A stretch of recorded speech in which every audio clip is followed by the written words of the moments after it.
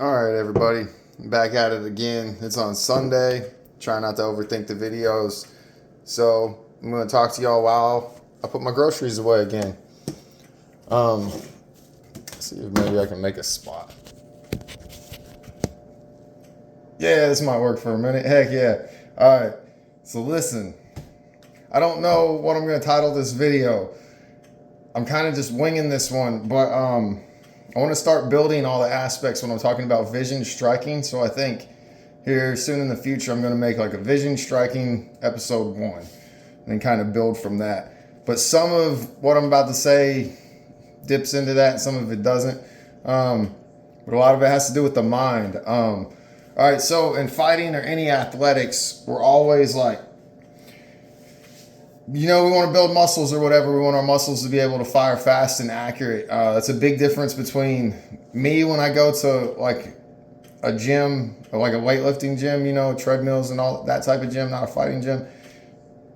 I'd see people lifting stuff so heavy or whatever when it's like they have a max. You know what I mean? It's like this one day a month, they're going to max their bench press. And it's like, my max is 345 pounds or they can lift it one time.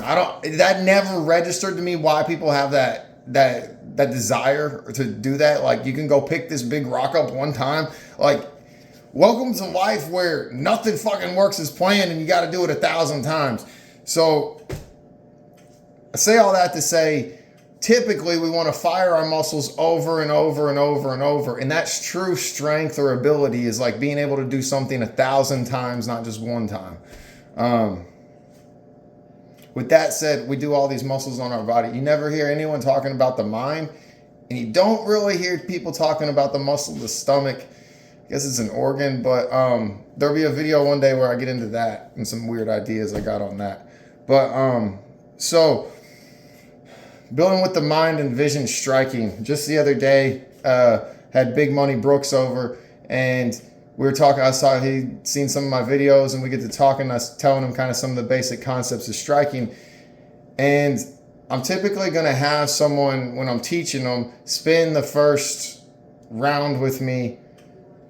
Not even a round. I'm going to like put them in a spot, and I'm going to keep running at them, and I'm going to be like, touch my forehead. Keep your eyes locked with me and touch my forehead. I want them to get in the habit of keeping their eyes up and around the person's head, even if they're not. I'm not even at the point with them where I'm talking about why I want to hit the chin and why I'm zoning in. But I can't hit what I can't see. So there's two things whenever we're throwing our strikes or whenever we're keeping our eyes up that I'm trying to build with people. One, I want the accuracy like I mentioned, and I haven't really got there. But what's really happening like in this drill is I'm bringing the discovery of awareness to what your eyes up entails. So like some of the first people I spoke this to when I was learning it myself was I was like, it's a whole new world. You're going to see so much more stuff. Everything's different. You're going to see so many more openings. And I knew that they had done and achieved and found what I found when they were saying the same things back, because it's shocking. You start seeing so many open shots just by having your eyes up. That was the first thing I noticed, and it was really, really exciting because I'm like, wow, I could have hit him with a 1, 2, 3 right there, and he had no idea because his head's looking down and he's walking to the left. Like, but not being a bully or someone that's trying to win in practice. I, spent a long time watching. But what also is built and what goes back to kind of repetition,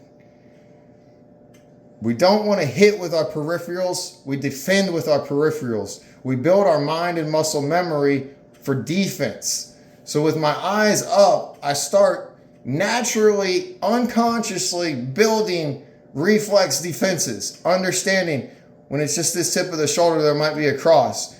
Now, there's going to be some assholes that are out there like, oh yeah, you're going to fall for a feint. No shit, feints exist fucking here and everywhere else, so shut the fuck up. Sorry. There's a couple people in this world that are just a pain in the ass and they're fake as fuck, and is what it is. There's going to be holes and yings and yangs and everything. But a real one, when they talk their fucking flaws in their theory and they're not just sitting there saying they can do everything. All right. So we start building these reactions to where we will naturally block, parry, push, or whatever when we're consciously looking for the shot, which is like what Sean Strickland does. If you watch my Strickland Can Beat Adesanya video, it's exactly what he's doing. He's looking for the shot. He's constantly leaned forward. He's not... Strickland does get upright a lot. But if you're constantly leaned forward and looking for those shots, and the blocks are just happening naturally and unconsciously, it's just a matter of time, because your body's going to... Your mind has memorized your depth perception and everything else, and you're going to find the openings. And the real test in it is usually your own hesitation, because until you've been keeping your eyes up for like a couple years, like I feel like I've been doing the eyes up for about 2 years, with many people saying I shouldn't, whatever. I still hesitate on shots because they're so freaking easy to take. They're so clear, and there's so much I don't believe it and I don't expect it to be there. But once you've been doing it a while, you know the shots are there. Now, like when I'm kind of in a zone with someone, the second shot's coming before I've even fully retracted, because I already kind of know it's there. I can see it, and my mind's memorized the pattern and everything. But in fighting, no one talks about the mind as much.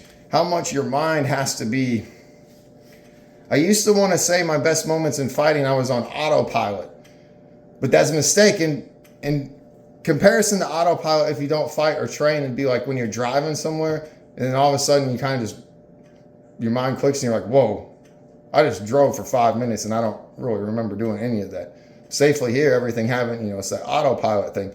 That happens in fighting. It happens, I imagine it happens in every sport once you've been doing it for so long. But you can get caught and get complacent because you're only reactionary. So I like to say now, stay intentful.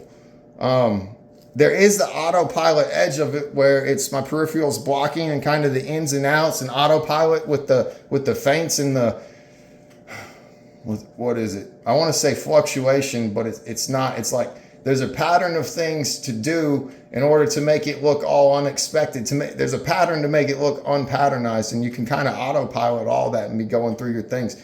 But you have to be intentful, because the shot is usually, the shots that you want usually kind of pop up out of nowhere. So it'd be like you're on autopilot on the road, and then bam, a deer just ran in front of you. You know what I mean? And you have to react right then, or you hit it, or it goes faster than your car and you don't hit it. You know what I mean?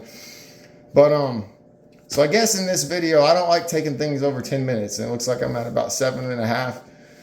I guess in this video, I'm doing a little bit of talking about striking, vision striking. But the big thing I want to emphasize is the mind and how much it learns and functions that we do subconsciously. But you can learn. I don't approach my rounds of practice like I'm going to go in there and try to throw this strike or try to do this or that. I approach my round like I'm going in there, and then I do the observation afterwards, because my body is performing while I'm in there. Now, in the moment, I might be like, all right, he keeps dipping this way, so I'm going to try to throw this hook. That's reactionary based off what I'm seeing in the live round. The true understanding is afterwards, and then I want to put my body in positions where I had success in future rounds. So I try to memorize or remember what happened and what I did good that I wasn't really trying to do. It just kind of occurred. It's like the natural flow of fighting. And man, I just rewatched Du Plessis and Robert Whittaker this morning, and I didn't make it all the way through. Like I really only watched the first round. And I understand Du Plessis won, but when you watch that first round, Du Plessis, his body is so not flow. It is so not flow. And I would not want to be him. I don't know how he ends up pulling that off, but he is so unintentful. I don't know. You could tell he went in there trying to kind of go forward, and it was messing with his brain. I almost wish I didn't bring that up because I don't have a good enough explanation for that. But I'm at 9.5 minutes. I haven't put a single grocery away. These are concepts with Kimbler. Your mind will take care of you, and you got to trust your body as long as you have your eyes up.